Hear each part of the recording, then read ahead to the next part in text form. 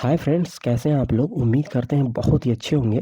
दोस्तों, आज आप लोग के बीच में कस्तूरबा गांधी बालिका विद्यालय उत्तर प्रदेश से संबंधित एक बहुत ही महत्वपूर्ण इन्फॉर्मेशन के साथ उपस्थित हुआ हूँ, जो कि कौशाम्बी जिले से संबंधित है। जी हाँ दोस्तों, कौशाम्बी में कस्तूरबा गांधी बालिका विद्यालय में टीचर की वैकेंसी आई है। दोस्तों, बहुत सीट है। इस वीडियो में हम लोग चर्चा करेंगे। एक चीज़ और, जो भी मेरे दोस्त इच्छुक हैं कस्तूरबा गांधी बालिका विद्यालय में शिक्षिका बनने के लिए, इस चैनल को ज़रूर सब्सक्राइब करिए, क्योंकि मेरा प्रयास रहता है कि कस्तूरबा गांधी बालिका विद्यालय से संबंधित कोई भी इन्फॉर्मेशन हो, यदि मुझे मिलता है तो आप लोगों के साथ उसको जल्द से जल्द शेयर करूँ। ज़्यादा टाइम नहीं लेंगे दोस्तों, चलिए देखते हैं कौशाम्बी की ऑफिशियल नोटिफिकेशन। दोस्तों, ये रहा आप लोग के स्क्रीन पे वो ऑफिशियल नोटिफिकेशन, आप लोग देख सकते हैं। आप लोग सबसे ऊपर देख लीजिए, कार्यालय जिला बेसिक शिक्षा अधिकारी कौशाम्बी।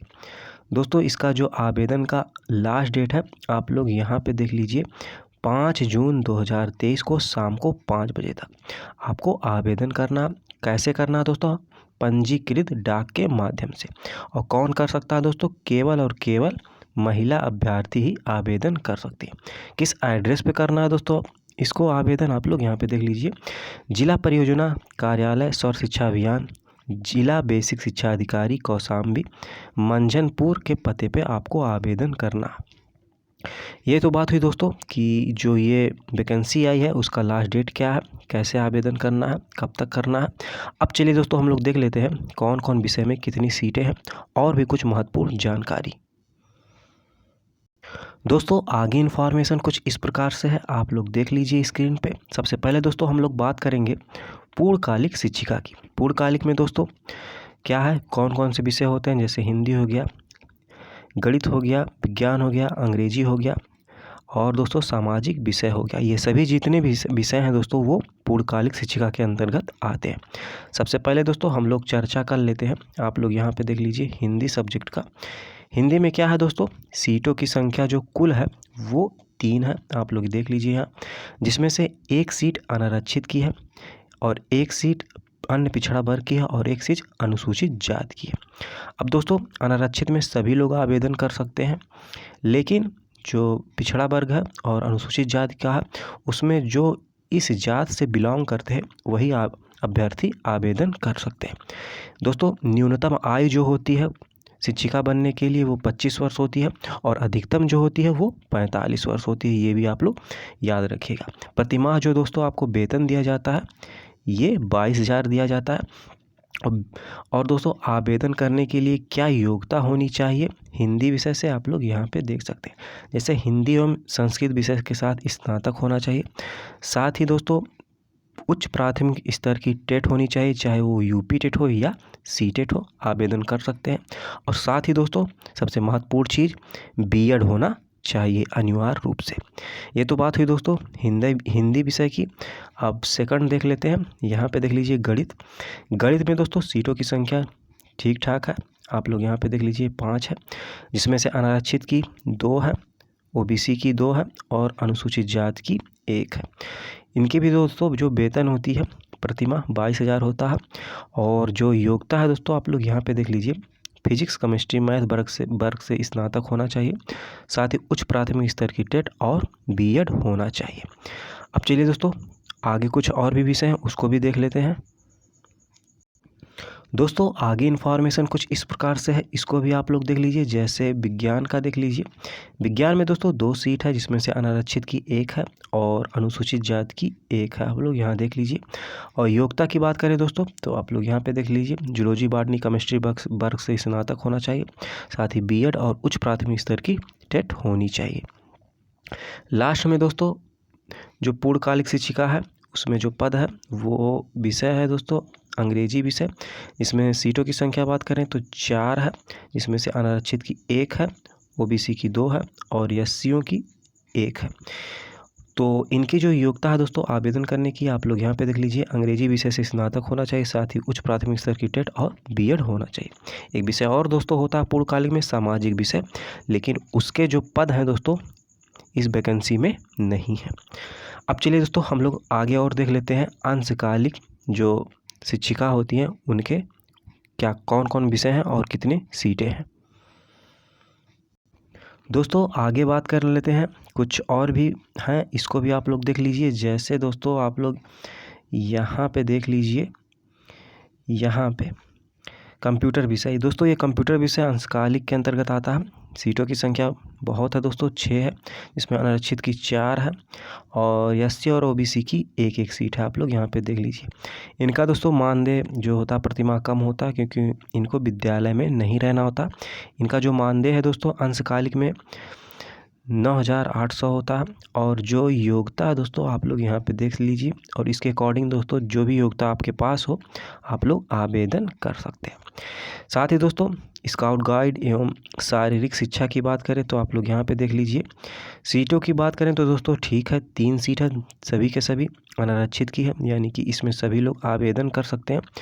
और जो वेतन दिया जाता है दोस्तों वो 9,800 है। आप लोग यहाँ पे देख लीजिए। और इसमें दोस्तों क्या है योग्यता आप लोग देख लीजिए, स्नातक के साथ बीपीएड हो, सीपीएड हो या डीपीएड हो, आप लोग आवेदन कर सकते हैं। कुछ और भी पद हैं दोस्तों, चलिए उसको भी देख लेते हैं। दोस्तों आगे कुछ इन्फॉर्मेशन है, इसको भी देख लीजिए, बहुत ही इंपॉर्टेंट है। जैसे दोस्तों अंशकालिक में आप लोग यहाँ पे देख लीजिए, बहुत सीट है दोस्तों। कला क्राफ्ट एवं संगीत गृह शिल्प में 6 सीट है, जिसमें से अनारक्षित की 3 है, ओबीसी की 1 है और एससी की 2 है। और दोस्तों इनकी जो योग्यता है आप लोग यहाँ पे देख सकते हैं, इसके अकॉर्डिंग आप लोग आवेदन कर सकते हैं। एक और भी बहुत महत्वपूर्ण पद है दोस्तों, लेखाकार, जिसे अकाउंटेंट कहा जाता है। इसमें दोस्तों क्या है आप लोग देख लीजिए, 2 सीट है, दोनों की दोनों अनारक्षित की है, यानी कि सभी लोग आवेदन कर सकते हैं। और इनका जो मानदेय होता है दोस्तों 11,000 होता है, आप लोग यहाँ पे देख सकते हैं। और दोस्तों इनकी जो योग्यता है सबसे महत्वपूर्ण है, स्नातक वाणिज्य से होना चाहिए, साथ ही एमएस ऑफिस पर कार्य करना आता हो। और यदि दोस्तों ये आप लोग नाइलिट से ओ लेवल किए हैं यदि, तो क्या होगा दोस्तों उसमें आपको वरीयता दी जाएगी, किसमें, चयन में। तो ये भी दोस्तों बहुत ही महत्वपूर्ण है। और एक चीज़ दोस्तों है, सहायक रसोइया का 1 सीट है, जिसमें से एससी का है। यदि कोई इच्छुक है तो इसके लिए भी आवेदन कर सकते हैं अपनी योग्यता के अनुसार, आप लोग यहाँ पे देख सकते हैं। अब दोस्तों यहाँ पे आयु जो मैं पहले बता चुका हूँ, आप लोग यहाँ पे देख लीजिए, न्यूनतम 25 वर्ष और अधिकतम जो है दोस्तों 45 वर्ष, आप लोग यहाँ पे देख सकते हैं। अधिक जानकारी के लिए दोस्तों आप लोग यहाँ पे विजिट कर सकते हैं, जो ऑफिशियल वेबसाइट है डिस्ट्रिक्ट वाइज kaushambi.nic.in, यहाँ से भी दोस्तों आपको जानकारी मिल जाएगी। कुछ और भी दोस्तों महत्वपूर्ण जानकारी है, चलिए उसको भी देख लेते हैं। दोस्तों आगे इन्फॉर्मेशन कुछ इस प्रकार से है, इसको भी समझ लीजिए, बहुत ही महत्वपूर्ण है, क्योंकि ये इसी के द्वारा दोस्तों आपकी जो है मेरिट बनेगी और इसी के आधार पे दोस्तों आपका चयन होगा। जैसे दोस्तों आप लोग यहाँ पे सबसे पहले आप लोग देख लीजिए, ये 4 चीज़ें बहुत ही महत्वपूर्ण है।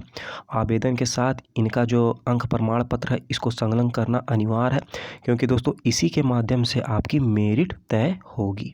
जैसे दोस्तों हाई स्कूल की बात करें तो जो आपका प्राप्तांक का प्रतिशत होता है उसका आप उसमें मल्टीप्लाई करेंगे 10/100 करेंगे। उसी प्रकार इंटर का 10/100, और जो स्नातक है दोस्तों उसको 20/100 करेंगे, और जो प्रशिक्षण है यानी कि बीएड है उसका दोस्तों 30/100 करेंगे।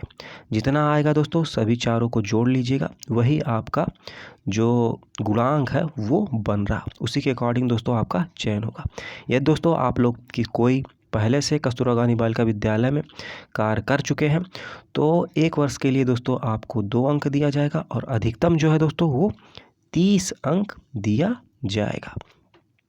ये तो बात हुई दोस्तों कि किस प्रकार से मेरिट बनती है। कुछ और भी इन्फॉर्मेशन है उसको भी देख लेते हैं।